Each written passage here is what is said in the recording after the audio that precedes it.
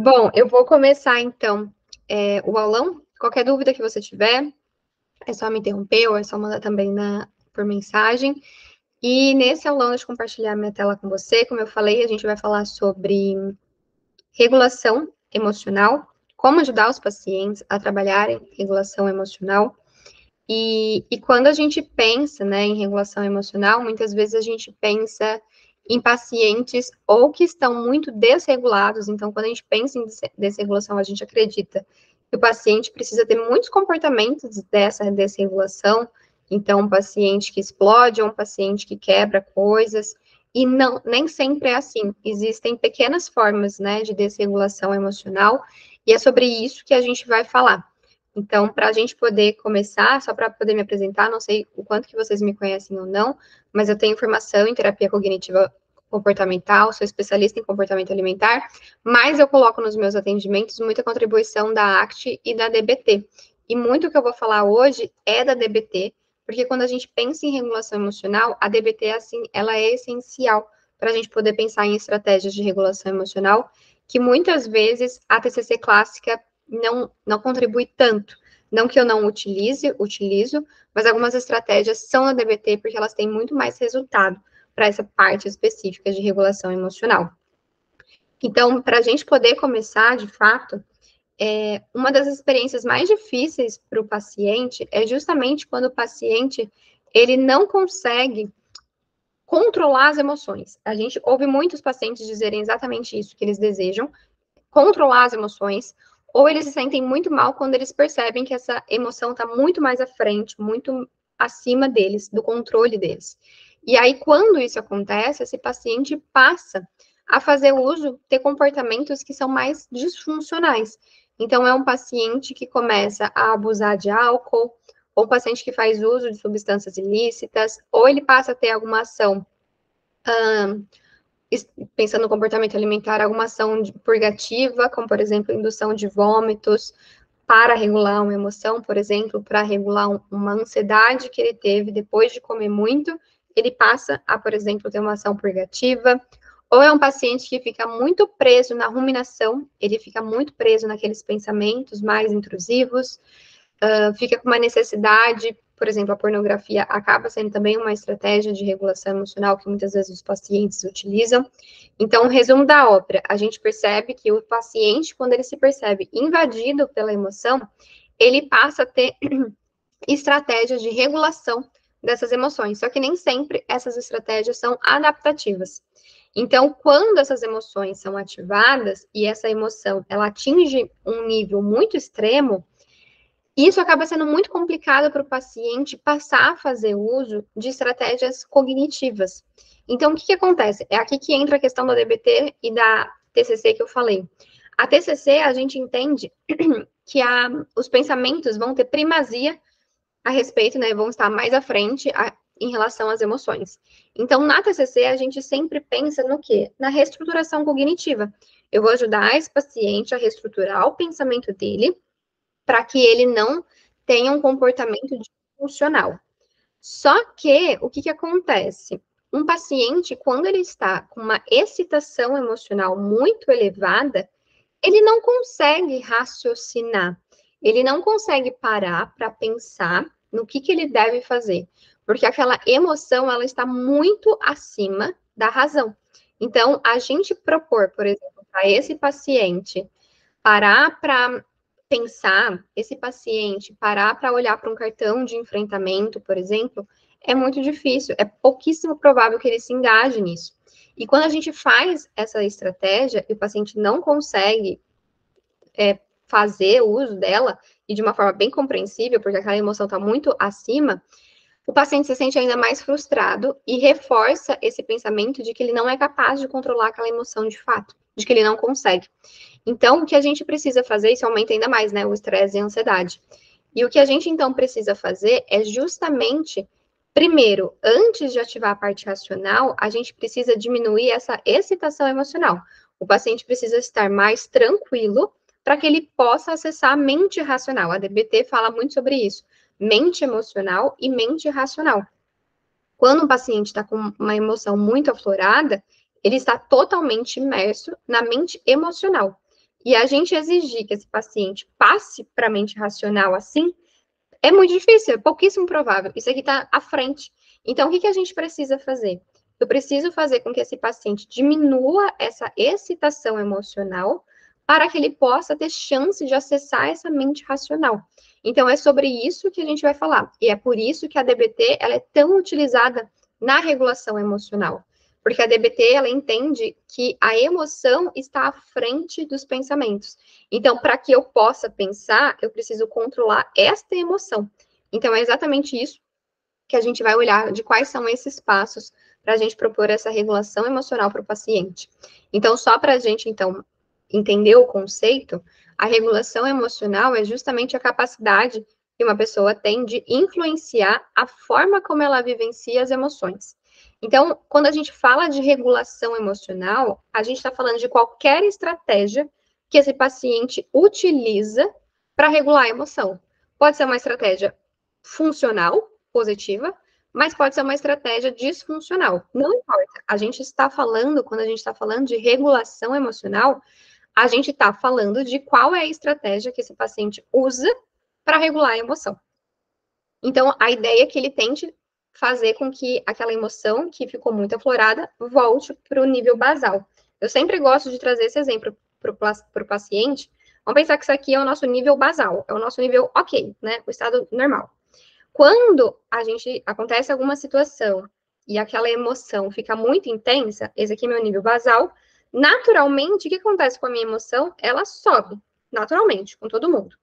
Uma pessoa que tem mais dificuldade em regular a emoção dela, essa emoção subiu, ela vai se engajando em comportamentos, normalmente, que vão fazendo com que essa emoção se estique, prolongue. Então, ela passa, por exemplo, a fumar ou a fazer uso de bebida alcoólica. Então, ela vai fazendo com que essa emoção continue elevada. Essa emoção não volta para o nível basal. Qual é a nossa ideia em usar estratégias de regulação emocional? É fazer com que essa emoção, que naturalmente subiu de acordo com alguma emoção, ela volte o mais próximo possível desse nível basal, o mais rápido possível, para que ele não se engaje em algum comportamento que prolongue essa emoção. Então, a ideia não é, por isso que a gente fala, a gente não está dizendo que é para o paciente não sentir a emoção, porque isso não é nem possível. Se eu passei por uma situação de estresse, eu briguei, sei lá, uma pessoa brigou comigo, naturalmente eu vou ficar brava, naturalmente eu vou sentir raiva. A emoção, ela é coerente com a situação. Então, não tem como eu não sentir. Mas se a partir do momento que eu fiquei brava, eu saio tacando tudo no chão, isso vai aliviar a minha emoção. É a forma que eu estou regulando minhas emoções. Mas, consequentemente, isso me traz mais problema. E aí, quando me traz mais problema, eu aumento o meu nível de raiva. Eu prolongo o tempo que eu estou sentindo raiva. Então, a ideia é fazer com que esse paciente se engaje em alguma ação que faça essa emoção voltar o mais rápido possível e que ele não se engaje em alguma ação ali disfuncional. Beleza?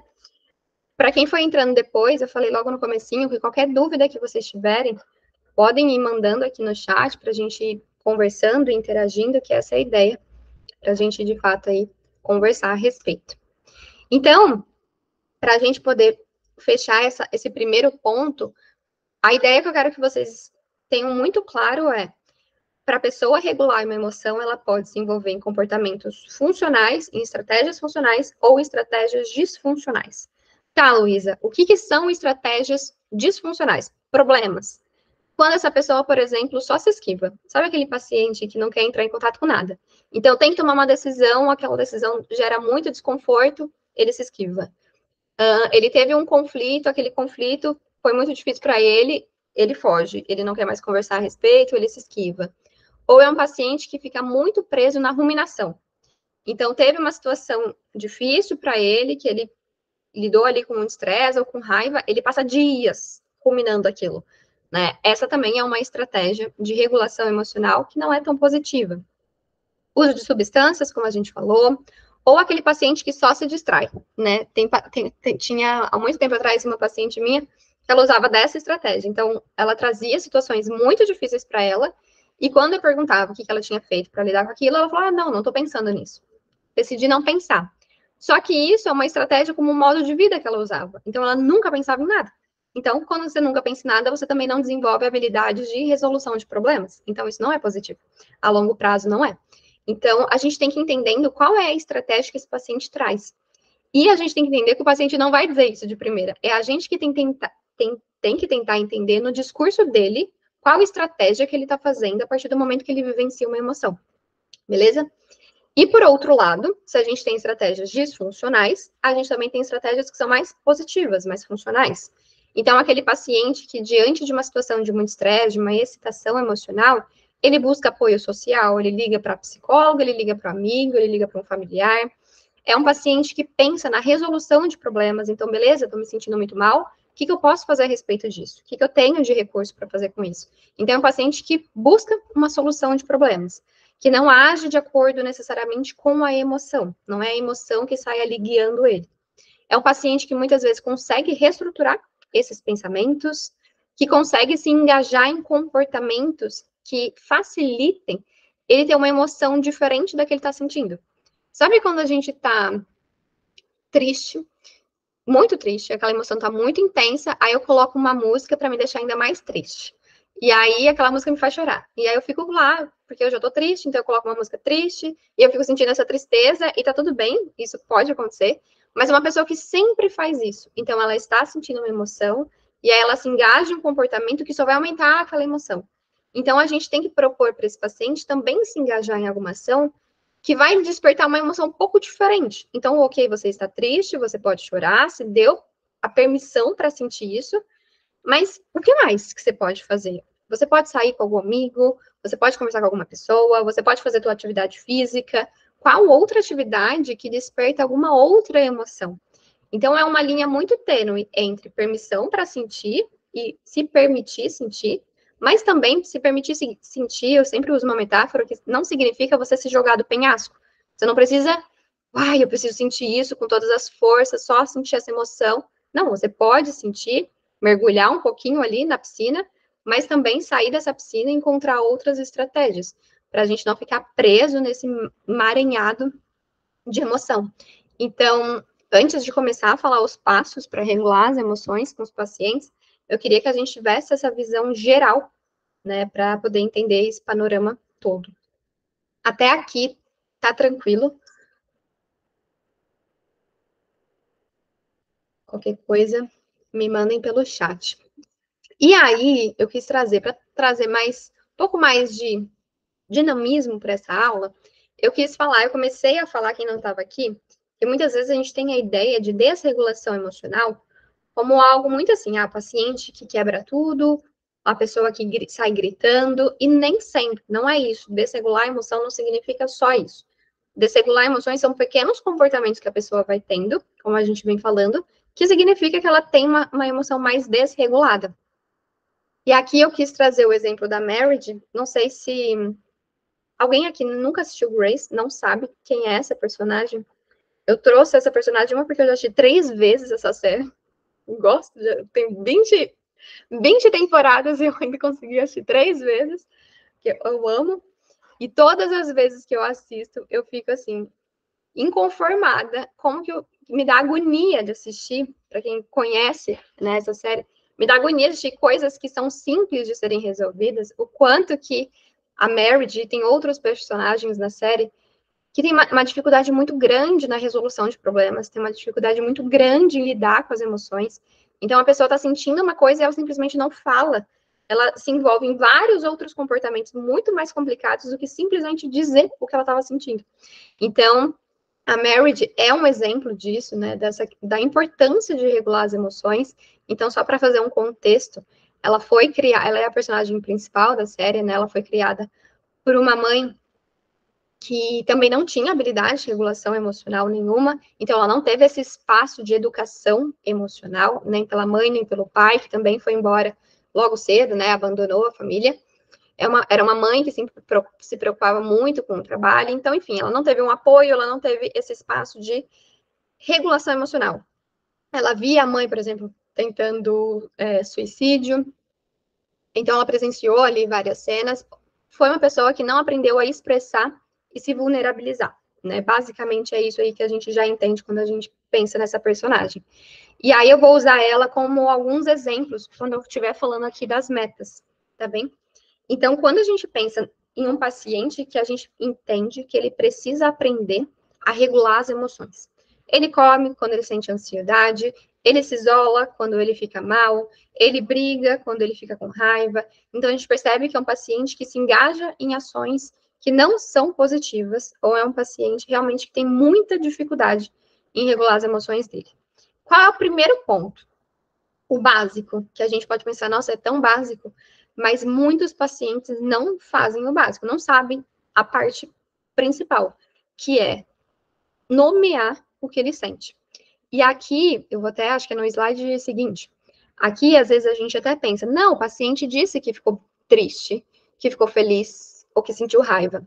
Só que às vezes é um paciente que tem um vocabulário muito pobre para as emoções. Então ele diz feliz, triste, raiva. Só que às vezes não foi exatamente aquilo. Ele ficou frustrado, ele ficou decepcionado e ele não consegue nomear dessa maneira. Então, às vezes, a gente precisa entender, de fato, qual é o contexto, para a gente trazer mais clareza, de fato, de qual foi a emoção que ele sentiu. Ou pacientes, a questão da ansiedade. Tudo foi ansiedade. O que você sentiu? Ansiedade. Ah, eu senti ansiedade. E eu senti ansiedade. Tudo é na caixa da ansiedade, e às vezes não foi uma ansiedade. De fato, foi uma ansiedade. Mas foi uma ansiedade porque ele ficou decepcionado com aquilo que aconteceu. Foi uma ansiedade porque ele teve uma expectativa quebrada. Foi uma ansiedade porque ele se sentiu desvalorizado. Então, o paciente precisa dar um nome para a emoção. Quanto mais rico é esse vocabulário, melhor é para regular a emoção. Tem um livro que eu estou terminando de ler, chama Permissão para Sentir. Não sei se vocês conhecem, mas ele é maravilhoso, assim, para nós, psis, e para pacientes. Então, ele é muito bom e ele fala exatamente isso. Se a pessoa tem um vocabulário pobre, ela vai ter estratégias pobres para regular essas emoções. Então, a gente precisa explorar isso no paciente. Então, ampliar esse repertório emocional, aqui o que ajuda muito, além do diálogo em sessão, a gente ajudar esse paciente a ampliar esse repertório, dar outros nomes, enviar as fichas lá da DBT, que tem as fichas das emoções para auxiliar a identificar as emoções. Aquele livrinho da Marshall Linehan, vermelhinho, de manual para o paciente, tem o manual do terapeuta para as emoções. E tem ali fichas para o paciente aprender a dar nome para as emoções. Ah, o que é raiva? O que é emoção? O que é medo? Quais são as características do medo? Então, essas fichas ajudam muito, principalmente para o paciente que não consegue nem nomear o básico, tá bem? Às vezes, se o paciente consegue nomear o básico, na sessão a gente consegue ampliar esse repertório. Um outro ponto é a gente mostrar para o paciente, né, que toda emoção tem uma função, então sentir essas emoções não é uma opção do paciente. O paciente não aperta o botão, quero ficar triste, não quero ficar triste. Então, quando o paciente vem muito com essa resistência em se permitir sentir, esse é um ponto importante para a gente mostrar. Não é tua opção sentir ou não. Você está sentindo, não é no teu controle. Já que você está sentindo, qual é a melhor estratégia de você se permitir sentir? Né? Como você pode se permitir sentir. Então, mostrar qual é a função daquela emoção. Que seja a raiva, né? Tem uma função, ele está sentindo raiva, ele se sentiu injustiçado, então a raiva é coerente com a emoção que ele está sentindo. Então, por isso que essa ficha de emoções, ela é tão importante, porque ela traz o porquê cada emoção aparece, e a gente consegue ver se é compatível ou não. Tinha uma paciente minha que ela sempre dizia que ela sentia culpa. Ah, porque eu fiquei culpada, porque eu fiquei culpada. Ela sempre nomeava as emoções como culpa. E quando eu ia explorar isso com ela, né? Por que culpa? Quando a gente olha para a culpa, a gente entende que a culpa tem muito a ver. Eu me envolvi com alguma ação que vai contra algum valor de vida meu. Então, qual é o valor que você está quebrando nessa situação? Qual foi o valor que você violou nessa situação que você está me dizendo? E aí a paciente dizia, não quebrei nenhum valor. Eu agi de acordo com o meu valor, inclusive, nessa situação. Então, eu disse não para uma pessoa. E eu disse não porque aquela pessoa me faz muito mal. Mas eu senti muita culpa em dizer não, enfim. Tá, qual foi o valor que você violou nessa situação? Não violei nenhum valor. Qual é o teu valor? Ah, meu valor é eu cuidar mais de mim, eu estar em relações saudáveis. Tá, então você agiu de acordo com tuas emoções, com teus valores. Agir. Então, por que culpa? A culpa é realmente o sentimento que está definindo aqui, porque ela definia tudo como culpa e ela ficava presa a esse sentimento de culpa. E ela ficava ruminando, ela ficava presa e ela não se movimentava. Então a gente foi entendendo, culpa é quando eu violo algum valor, quando eu ajo contra coisas importantes para mim. Você está agindo contra coisas importantes? Não, não estou. Então não era culpa. Tá, eu fiquei triste, talvez, pela pessoa ter ficado brava comigo, beleza? Mas não culpa, eu estou agindo de acordo com os meus valores. Então a gente vai, novamente, eu não arranco a emoção do paciente, mas eu vou dando um novo lugar, eu vou ajudando esse paciente a ressignificar aquilo, a encontrar outras estratégias. É diferente eu encontrar uma estratégia para lidar com a culpa e com a tristeza. Tá, eu fiquei triste, a emoção vem, ela passa e a vida segue. Eu estou feliz também por estar caminhando de acordo com os meus valores. Então, essa é a ideia, a gente ajudar nessa primeira etapa o paciente nomear, compreender que aquela emoção tem uma função e poder identificar tudo isso e poder, principalmente, aceitar essas emoções. Aqui é exatamente o que eu falei, justamente da gente ajudar esse paciente a ampliar o repertório dele. E aqui, fazendo um link com a série, nessa parte básica, por exemplo, né, a Marriage, ela não conseguia expressar o que ela sentia, coisas simples, assim. Então, a gente percebe muita dificuldade dela se posicionar, dela expressar sentimento. Então, nossa, rodeava para falar, assim, que gostava da pessoa. Fazia 10 mil comportamentos que mostravam o oposto para a pessoa, mas no fim ela gostava, só que ela não conseguia expressar isso. Então, ela mostrava se afastando, fugindo das situações, então a situação ficava difícil, ela ia para o trabalho, ela se afastava, ela parava de conversar com a pessoa, né, deduzia as situações sem checar se realmente era aquilo que estava acontecendo ou não, passava a agir de acordo com o que ela interpretava, ou seja, não tinha uma reestruturação cognitiva, não conseguia checar informações, checar evidências, tudo isso faz parte de etapas para a gente regular as emoções. Então, esse é o nosso primeiro ponto. O ponto número 1 para a gente poder trabalhar com os pacientes.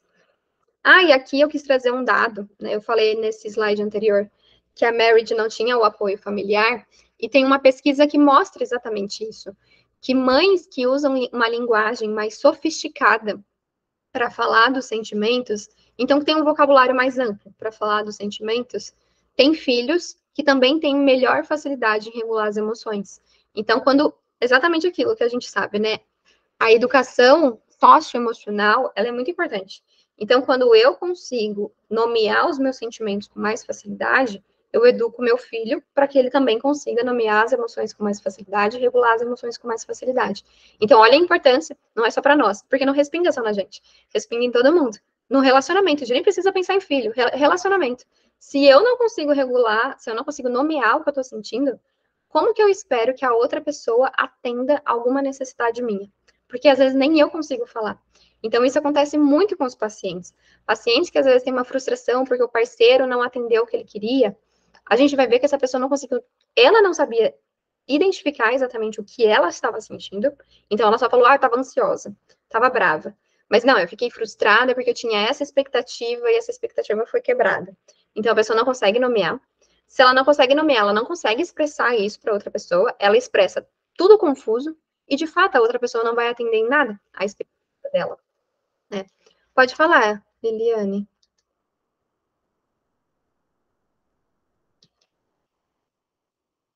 Ah, você levantou a mão ou não? Levantei, levantei. Foi. Aí, Tá me ouvindo? tô Tá, ouvindo. então, Luísa, mas aí às vezes também tem aquele paciente que ele diz que é tudo. Aí, como você se sentiu nessa situação? Ele diz, me senti ansiosa, triste, e diz 5 coisas, e aí a gente para tudo, porque aí ele já está sentindo, assim, não sabe nomear exatamente, porque ele acha que foi tudo. Se sentiu culpado, se sentiu triste, ele vai dizendo. Não tem isso Uhum. também? Tem isso também. E aí, assim, ó, pode ser tanto que ele de fato tenha sentido tudo, às vezes são emoções de fato coerentes, porque às vezes uma emoção puxa a outra, né? Às vezes eu me sinto culpada e me sinto triste, então uma emoção ela pode estar vinculada com a outra, mas às vezes esse tudo é também por uma dificuldade em ter clareza da diferença entre essas emoções, né? Então, esse é um ponto importante. Por isso que eu acho que até eu escrevi nesse slide aqui, ó. Se eu não consigo discernir as diferenças de cada emoção, eu também não consigo entender as emoções. Então, quando o paciente traz tudo, talvez seja importante a gente poder olhar para cada emoção e ver se ela é coerente, né, com a situação em si. Ah, qual é a função? Isso realmente aconteceu na situação? Porque, de fato, uma emoção pode puxar a outra, mas às vezes é por uma confusão do paciente. Ele não consegue entender muito bem quais são as emoções. Tinha uma paciente minha que, quando eu perguntava, ela veio de ela tinha tido uma cultura que ela não tinha realmente essa educação emocional. E aí, nas primeiras sessões, eu falava, ela contava uma situação e eu perguntava, tá, e o que que você sentiu? Ela olhava para mim e falava assim, como assim? O que que eu senti? O que que você sentiu? Aí ela falava, mas do que de emoção, de sentimento? E ela não conseguia dar um nome, assim. Então, depende muito de qual foi a bagagem, qual é a bagagem que essa pessoa tem, né? Então, ela pode ser um repertório extremamente limitado, pode ser que seja um repertório bem confuso, ela não consiga definir com clareza. Então, aí tudo isso vai, de fato, do exercício, né, que a gente vai fazendo na terapia, para ir construindo. Não sei se respondi, Liliane. Respondeu, mas é isso mesmo. A gente psicoeducando sempre, né? Então, sentiu tudo. Aí, tudo o quê? Sentiu raiva. Me fala dessa raiva. Aí, me senti culpa. Como culpa? A gente vai ir. Mas eu tenho uma paciente que era assim, toda vida ela tá sentindo tudo, sabe? E aí a gente tem que parar e conversar sobre isso. É isso mesmo. É isso mesmo. Aqui. Por isso que às vezes é importante a gente também saber, né, a função, porque, por exemplo, ela sentiu raiva, e foi de fato uma situação que ela ficou injustiçada, que ela foi injustiçada, ou que ela se sentiu assim. Então, beleza, é totalmente compreensível, coerente, mas às vezes o paciente dá um nome para uma emoção que nem é bem aquilo, por conta desse repertório. Então, aqui eu só coloquei alguns exemplos dessas fichas da DBT, que é justamente isso, assim, e a gente pode enviar essas fichas para os pacientes. Então, tem aqui, palavras de raiva. Quais são as palavras que normalmente descrevem as emoções de raiva? Quais são os eventos que desencadeiam a raiva? É bem uma psicoeducação. Quais são as mudanças biológicas? O que eu passo a sentir quando eu tô com raiva? Ah, eu vou ficando quente, eu vou sentindo eu ficar toda rígida, meus músculos. Então, é uma psicoeducação. A gente não precisa ter pressa, principalmente para o paciente que tem um repertório empobrecido. A gente não precisa ter pressa em passar por isso, porque esse aqui é o básico que vai fazer muita diferença para ele preencher um RPD, para a gente poder reestruturar um pensamento. Então, aqui vale a pena investir tempo em sessão, enviando material de apoio, para que esse paciente vá se conscientizando dessas emoções. A segunda meta para regular a emoção, então, beleza, o paciente aprendeu a nomear, aprendeu a compreender a emoção, ele precisa começar agora a alterar as respostas emocionais, que foi o que eu falei logo no comecinho do nosso encontro. Muitas vezes, a resposta que o paciente tem só reforça ou intensifica aquela emoção. Sentir raiva e sair quebrando tudo. E aí eu fiquei com mais raiva por ter quebrado, ou a pessoa que estava comigo ficou brava comigo, isso gerou uma discussão, me gerou ainda mais raiva. Então, a gente precisa ajudar esse paciente a ter outras respostas emocionais. Então, sentir raiva, de novo, a gente não vai arrancar nunca a emoção dele. Você sentiu raiva, beleza. Quais são ações que você pode fazer a partir do momento que você estava com raiva? A DBT fala muito da ação oposta. Então, qual é a ação natural quando a gente sente raiva? É atacar. Eu sinto raiva, eu ataco, verbalmente, fisicamente, mas é o ataque, a resposta natural. Então, eu fiquei com raiva, saí quebrando tudo. Beleza, a pessoa agiu de acordo com a emoção, é a ação natural. Mas vimos que isso gerou várias outras consequências negativas. Então, é propor uma ação oposta. Qual é a ação oposta da raiva? É sair de perto. Essa é a ação oposta da raiva. Então, eu fiquei com raiva, minha vontade era quebrar tudo, mas eu me retirei do lugar, fui dar uma volta no parque. Então, a gente precisa propor para o paciente que ele passe a ter estratégias, muitas vezes, de agir contrariamente à emoção. Para quê, Luísa? Para ele não sentir? Não. Para ele não se engajar em um comportamento disfuncional. A gente não vai fazer com que esse paciente, beleza, eu fiquei com raiva, não joguei tudo no chão, eu me retirei do ambiente. Eu me retirei e não senti mais raiva. Não, não é essa a expectativa que tem que ter, nem a gente, nem o paciente. Ele talvez vá continuar com a raiva, mas a gente vai evitar que ele se engaje em um comportamento disfuncional que vai piorar as consequências, que vai piorar essa emoção. E para ele poder voltar mais facilmente para a mente racional, que era o que a gente falou no comecinho, para dar tempo para essa emoção diminuir e para ele conseguir pegar um cartão de enfrentamento que a gente fez na sessão, para que ele possa se lembrar de que aquilo realmente não é bacana, para dar tempo. Porque senão o tempo de ação e reação é muito curto. Sentir raiva e agir. Fiquei triste e agir. A gente precisa aumentar esse tempo de reação. Então, se retirar do lugar, fazer essa ação oposta, promove justamente isso, tempo para o paciente poder pensar melhor, na melhor estratégia ali do que fazer. Então, essa é uma ação, assim, que eu gosto muito. Normalmente, eu trabalho ação oposta antes de reestruturação cognitiva, dependendo do paciente. Porque se eu quiser que o paciente reestruture um pensamento naquele momento, ele não vai conseguir. Mas quando eu faço aquele paciente sair do lugar, ter uma estratégia de distração, ter, de fato, um momento ali para ele ficar quieto, sozinho, eu dou mais chance para esse paciente reestruturar o pensamento dele. Então, a segunda etapa também, dentro dessa parte de alterar a resposta emocional, é trabalhar a reestruturação cognitiva. Ajudar esse paciente a pensar em outras formas de avaliar a situação. E quando esse paciente tem um padrãozinho de comportamento, normalmente ele tem a mesma interpretação sobre as situações, é ele ter isso por escrito, num cartão de enfrentamento, no bloco de notas, para ele poder ter isso de fácil acesso. Porque quando ele lê, ele não precisa pensar, ele só precisa ler o que já está escrito. Ele não precisa parar para pensar em uma forma diferente de avaliar situações. Ele já está lendo. Ah, normalmente eu interpreto que as pessoas me abandonam. E normalmente isso não é uma verdade. Então é uma reestruturação cognitiva que já está prontinha. Ele só precisa ler porque é mais fácil ele acessar isso racionalmente. E um outro ponto para a gente poder pensar na alteração de uma resposta emocional é propor técnicas de relaxamento. Então, aqui vai muito bem uma respiração diafragmática, um relaxamento muscular progressivo. Então, você está muito intenso, você está com vontade, você está se percebendo nesse ímpeto de agir de acordo com suas emoções, a gente vai aumentar o seu tempo de reação, né? Aumentar o tempo para poder reagir. Então, você vai se retirar, você vai fazer uma respiração diafragmática, para que então você escolha como você quer reagir nessa situação. Então, de novo, é aumentar o tempo para esse paciente poder reagir, para ele não agir de acordo com a emoção. Essa é a ideia. Então, aqui, por exemplo, né, a gente tem as ações opostas, que a própria DBT também tem ficha só sobre isso.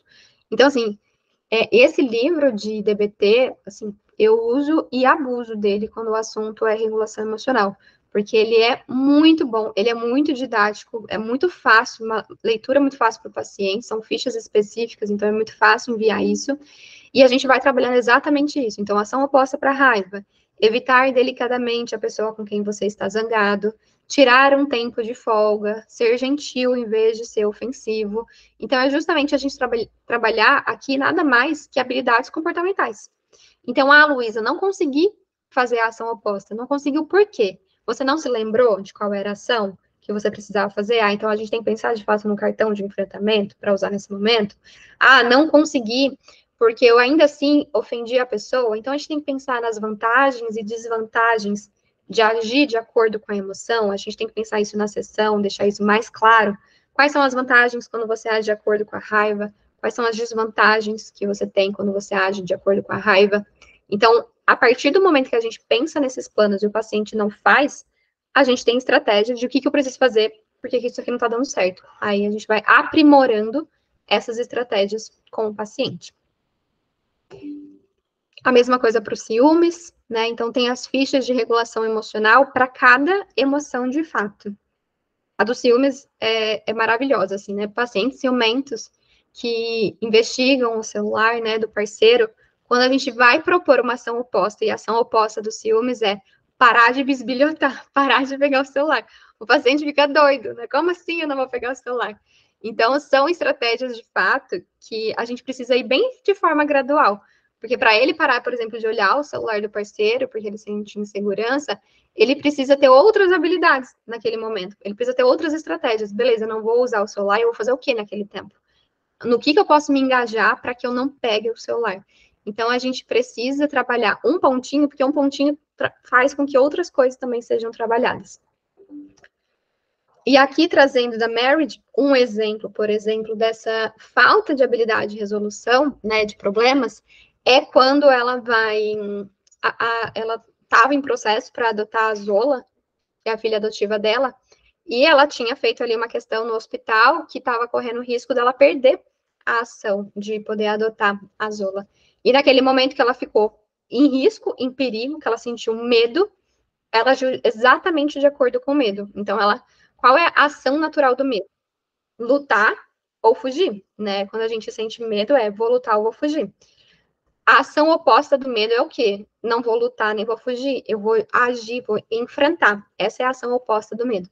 Então, nesse caso, por exemplo, o que ela fez foi agir de acordo com a emoção.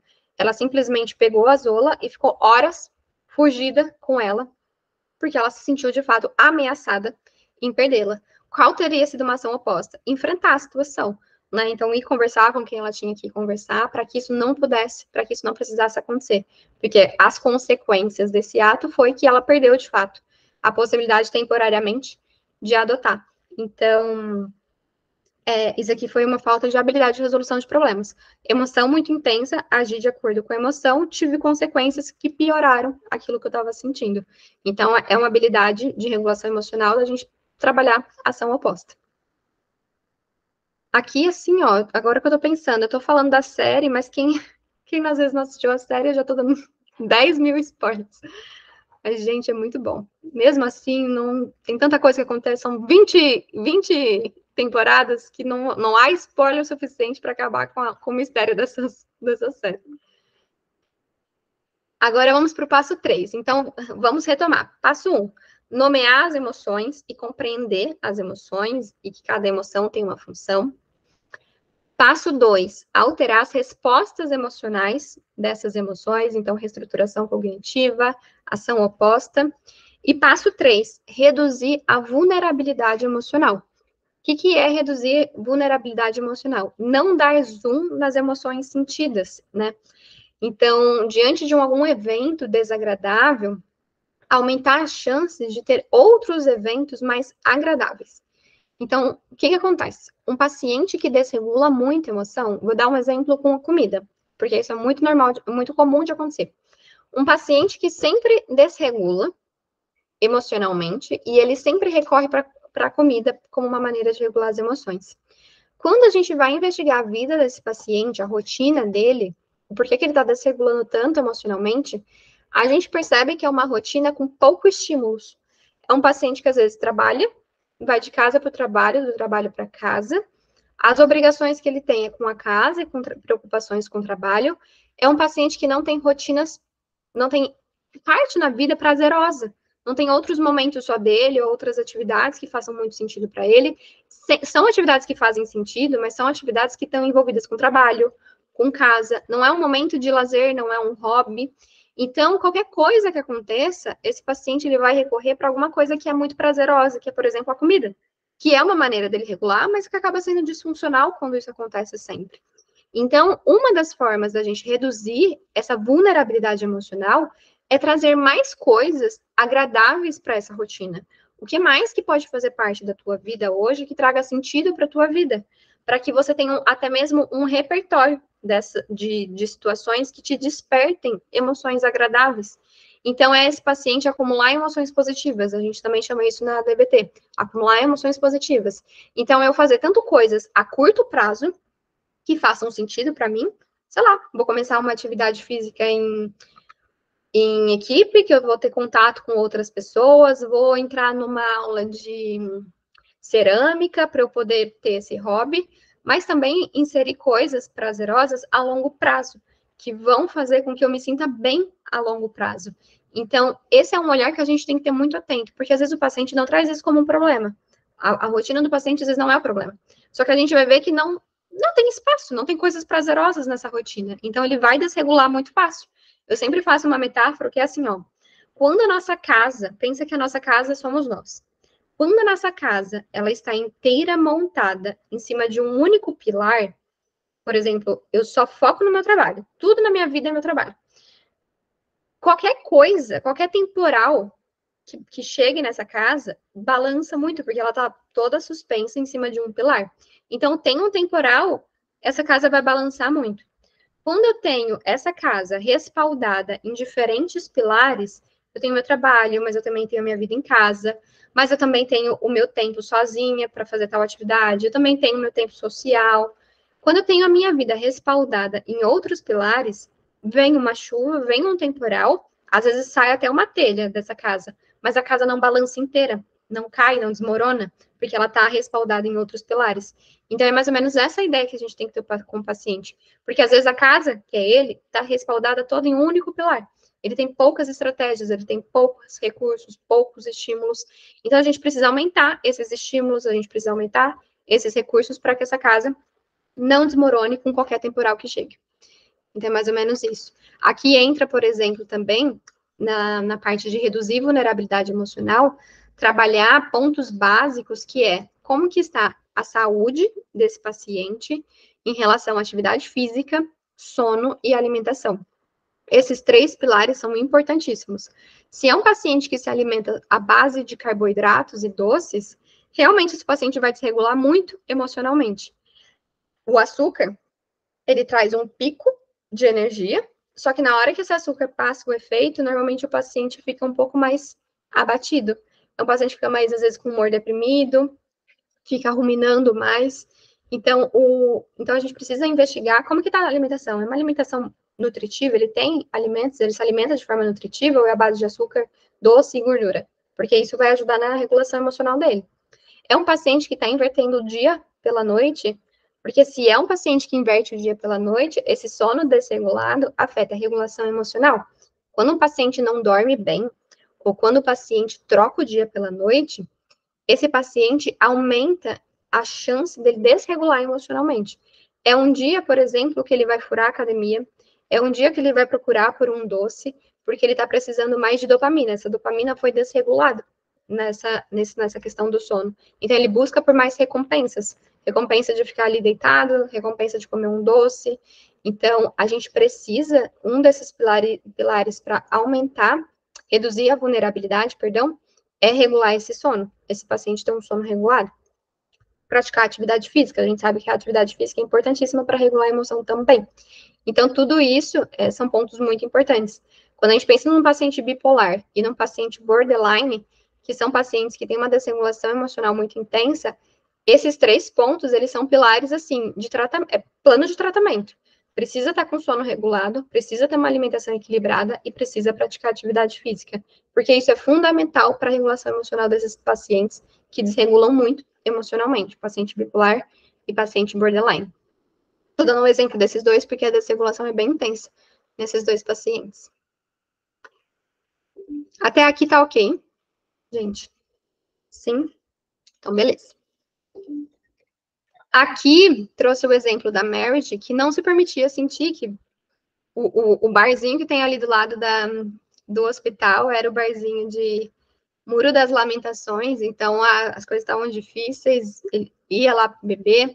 Teve uma época da vida que ela teve ali um rompimento amoroso e ela passou a se envolver com diversos parceiros sexuais como uma maneira de não se permitir sentir as emoções, de não pensar no problema, no que ela estava sentindo.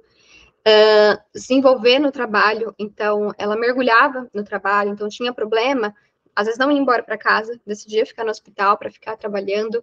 Então, todas essas estratégias, percebe que às vezes, pensando não na bebida, que a bebida normalmente chama muita atenção, mas às vezes são pequenas estratégias que a gente não percebe que isso é uma desregulação, ou que isso é uma falta de habilidade de regular a emoção, porque às vezes não são coisas que chamam tanto a atenção, mas elas acontecem de formas repetidas. Se acontece de forma repetida, isso tem que ser um ponto de alerta. É um paciente que sempre se distrai, que nunca quer pensar no problema. É um paciente que sempre evita as pessoas. É um paciente que sempre bebe. Então, são relatos que vão chamando a atenção para nós de que talvez aquele paciente tenha poucas habilidades mesmo de regular as emoções dele. Aqui é o exemplo da ficha que eu falei, da DBT, de acumular emoções positivas, tanto a curto prazo quanto a longo prazo.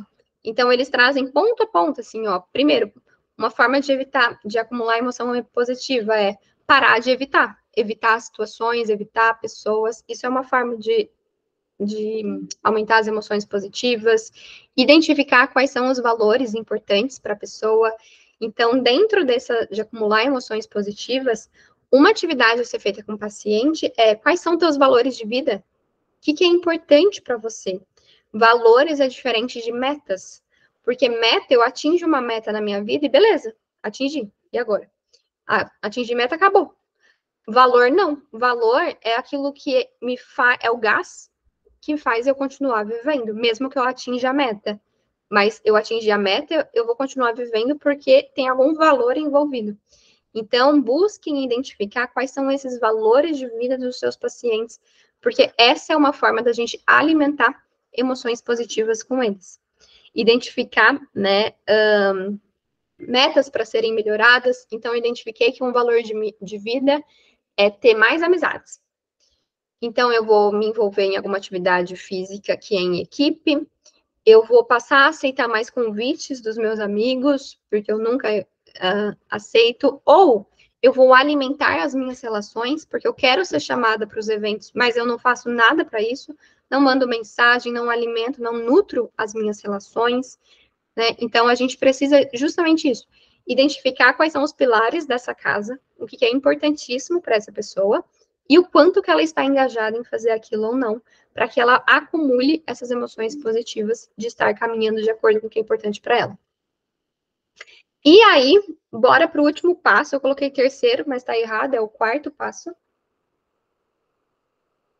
Qual é o quarto passo do que a gente deve fazer para ajudar o paciente a regular as emoções? Diminuir sofrimento emocional. E aqui, diminuir sofrimento emocional, quando a gente está falando de sofrimento, é muito diferente do que a gente está falando de dor. Dor é diferente de sofrimento. Uma situação difícil na vida causa dor. Dor é um sentimento completamente natural e compreensível da gente sentir. Coerente. Então, sei lá, eu terminei o namoro. É doloroso. Eu vou sofrer, provavelmente. Vou ficar triste, vou sofrer. Agora, terminei o namoro e eu passo meses falando, mas por que comigo? Mas não deveria ser assim. Mas então eu não sou uma pessoa boa. Mas então ninguém vai me querer. Isso é sofrimento. Eu estou transformando a minha dor válida e coerente em um sofrimento. Eu falo que é como se eu pegasse um chicotinho e ficasse me chicoteando. Isso é transformador em sofrimento. E sofrimento, pela DBT, é opcional. Eles falam exatamente isso. Sofrimento é opcional. Eu ficar ali me martirizando é uma opção minha. Sentir a dor é válida, é coerente, mas eu transformar essa dor e ficar ali pisoteando nessa dor o tempo todo, isso é transformar uma dor em um sofrimento. Então, a gente precisa ajudar esse paciente a diminuir esse sofrimento. Como, Luísa? É um paciente que se critica muito. Então, poxa, ele errou, cometeu um erro. Ele fica semanas ruminando o erro. Percebe que o erro vai causar dor. Poxa, eu errei. Cara, eu não queria ter errado. Fiquei super chateada, fiquei com raiva de mim. Beleza, coerente, é uma dor, coerente. Agora, a pessoa passa semanas dizendo, mas é porque eu sou muito burro, mas é porque eu não sou capaz, mas é porque eu não vou alcançar nada na vida. Isso eu tô transformando uma dor num sofrimento. Então, eu estendo aquela dor. Eu fico muito presa na crítica. Então, um paciente que tem uma autocrítica muito grande, tem um estudo que mostra que a autocrítica severa ativa o nosso sistema nervoso simpático, que é justamente o nosso sistema de luta ou fuga. Então, isso faz com que eu aumente o meu estresse. Porque na luta ou fuga, o meu corpo se prepara para fugir. Então, eu identifiquei um perigo, preciso me preparar para ir embora daqui, para me proteger. Um paciente que se critica muito faz com que esse sistema seja ativado. Então, o corpo ele fica o tempo inteiro preparado para fugir. Então, com isso, os hormônios de cortisol se elevam muito. É um paciente que não relaxa. E quem facilita esse relaxamento é quando a gente promove autocompaixão nesse paciente. É quando a gente ajuda esse paciente a entender, por exemplo, que beleza, ele errou, que beleza, não é legal a gente errar, ninguém gosta. Ninguém fala, uhul, errei. É realmente muito ruim errar, mas o que mais que isso significa? Né? O quão grave é essa falha? O que isso determina sobre tua pessoa? Quais são outras possibilidades que podem vir após um erro? Eu posso aprender com esse erro, eu posso ressignificar esse erro, eu posso construir um aprendizado. O que vem depois disso? Então, é essa a ideia. E quando a gente promove essa autocompaixão, isso ajuda a liberar o hormônio de oxitocina, que é esse hormônio de cuidado, de relaxamento, de amor. Então, isso também facilita a maneira como o paciente passa a se sentir e a maneira como ele passa a se tratar, a pensar sobre ele. Então, esse é um ponto também importante para a gente poder trabalhar com o paciente. E um outro ponto desse último, de diminuir o sofrimento emocional, é esse paciente ter um plano para lidar com situações difíceis. Então, vamos pensar, por exemplo, num paciente borderline. que é um paciente que normalmente lida com muitas situações intensas. Esse paciente precisa ter um plano para sobreviver a essas crises. O que é um plano, Luísa? É um passo a passo. Eu estou sentindo uma emoção muito intensa. Qual é o passo 1? Entender o que eu estou sentindo, dar um nome para o que eu estou sentindo. Passo 2, diminuir a intensidade dessa emoção. Eu preciso tomar um banho. Tô sentindo meu corpo esquentar, então eu vou tomar um banho para relaxar. Eu vou fazer uma atividade física, eu vou ligar para um amigo. Então, esse paciente tem um passo a passo. O que eu preciso fazer para sobreviver em um momento de crise? A gente chama isso, momento de crise. Para que esse paciente não se engaje ou diminua a chance dele se engajar em algo que não é tão bacana. Para esse paciente passar, tolerar essa situação. Então, essa é a ideia. Construam um plano de uma rota com esse paciente do que ele precisa fazer para aprender a lidar com essas situações desafiadoras.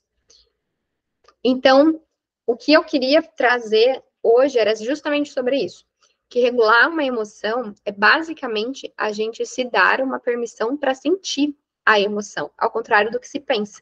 Não é sobre eu não sentir, é para eu me dar a permissão de sentir, só que sentir de uma forma mais habilidosa, de superar o momento, de lidar com o momento e de seguir a minha vida. Sentir e seguir minha vida, é isso. Minha vida não precisa parar, eu não preciso me engajar em situações que piorem aquilo. Então, a regulação emocional é eu me dar a permissão para eu sentir e para eu lidar com isso de uma forma satisfatória, sem trazer prejuízo para minha vida. É esse o objetivo da regulação emocional. E era isso que eu queria trazer para vocês hoje, né? Todo esse conteúdo que eu espero que tenha agregado para vocês, para a gente poder trazer mais regulação para os nossos pacientes. Muitas vezes para nós também, a gente também pode fazer uso dessas estratégias, e é essa a ideia. E se alguém tiver alguma dúvida, pode mandar aqui pelo chat, ou pode abrir o áudio. E é isso, minha gente. Alguém tem alguma dúvida? Eu estou pensando em fazer esses aulões de forma periódica. A princípio, não sei se a cada 15 dias ou uma vez por mês, mas vocês gostariam, se tivesse esses aulões de forma periódica? Sim, eu gostaria.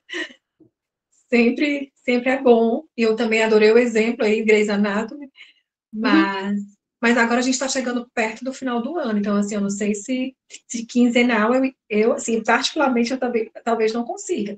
Mas Sim. é bem interessante, Luísa, porque, como você disse, é uma troca. O que você traz para mim é tão interessante também, amplia o nosso olhar e também confirma aquilo que a gente faz. É. Então, é tão bacana quando a gente conhece alguém que está estudando sobre, que estuda sobre, e a gente faz aquilo que essa pessoa está dizendo. Então, poxa, estou no caminho certo. Então, é muito bacana, assim, é Uma bem interessante. validação, né? É uma validação. E também traz coisas novas, assim, não é? Sim. É uma outra forma de ver, né? Tipo, eu já sabia do sofrimento e da dor. Quando o paciente chega pra gente, ele chega sangrando. Então, já é sofrimento. Ele não vem É. falar da dor, ele já vem falar do sofrimento, né? Então, ele chegou àquela queixa ali, é sofrimento. Depois, no decorrer, ele demonstra outras dores. Mas quando ele chega pra gente, é um sofrimento, né? Então, eu achei muito bacana. Foi isso que ficou, assim. Esse paciente, ele tá sangrando, eu primeiro cuido dele, né? Eu estanco esse sangue, e aí depois eu vou fazer essa psicoeducação que você trouxe aqui brilhantemente. Foi muito interessante. Que Você tem bom, muita que boa bom. didática. Ah, que bom, eu fico muito feliz, de verdade. E eu pensei exatamente nisso, assim, de agora no fim do ano, não sei se o quinzenal rola tão bem por ser fim de ano, mas é um plano que eu tenho para o ano que vem. Talvez, a princípio, eu vou me organizar e qualquer coisa eu solto lá no grupo também, para a gente ter, talvez antes ainda do fim do ano, um próximo aulão. Mas a ideia é trazer isso de forma periódica, para ter esse momento mesmo de troca, para a gente poder aprender juntas, assim mesmo, né? Essa é a ideia. Então, assim, eu agradeço muito por vocês terem disponibilizado um bem mais precioso de vocês, que é o tempo de vocês. E estou sempre disponível para o que vocês precisarem. E qualquer coisa é só me chamarem. Desejo aí uma ótima noite para todos vocês. Um beijão. Boa semana. Tchau, tchau. Obrigada. Tchau.